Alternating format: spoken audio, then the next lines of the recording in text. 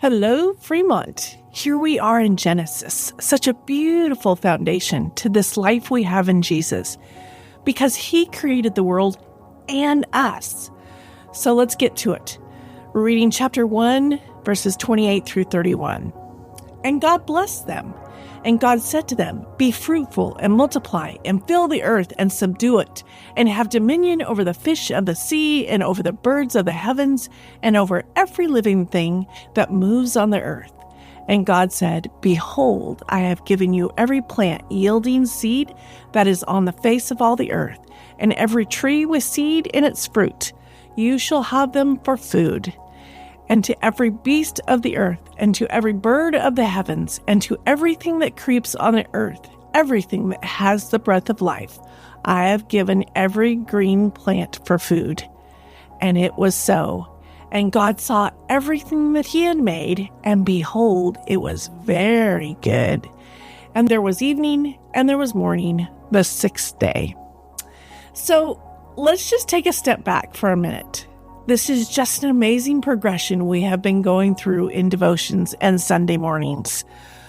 Robert Stitt covered Genesis 1 through 2, overcoming nothingness and providing peace.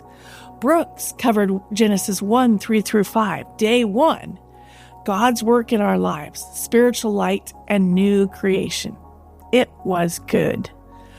Melissa, Genesis 1:6 through 25, day 2, through first of the sixth day. That's a lot. It was good times 4. God's opinion matters.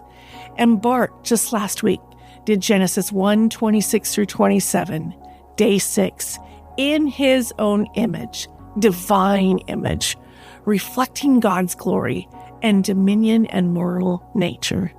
So here we are, the last part of day 6.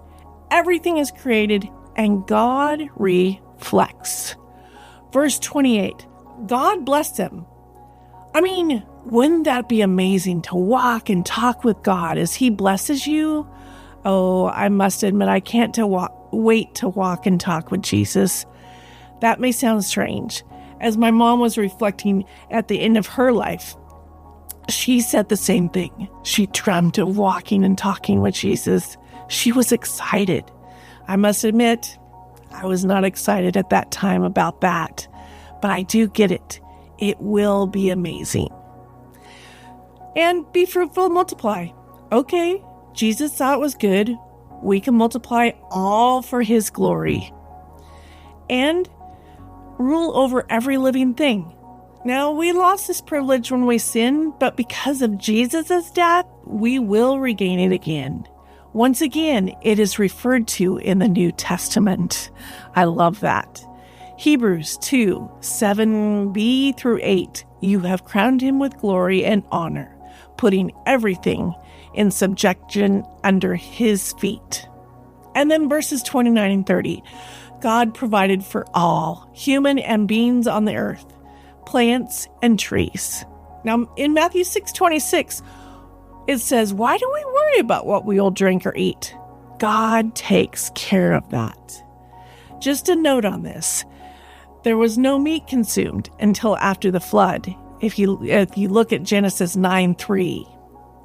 And verse 31, God called it very good. Other days were good. Each part was good. And then as a whole, it was very good.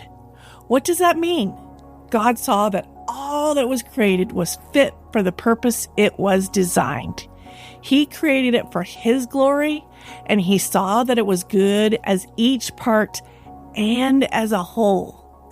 This is the interesting one to me. God set the example for us here.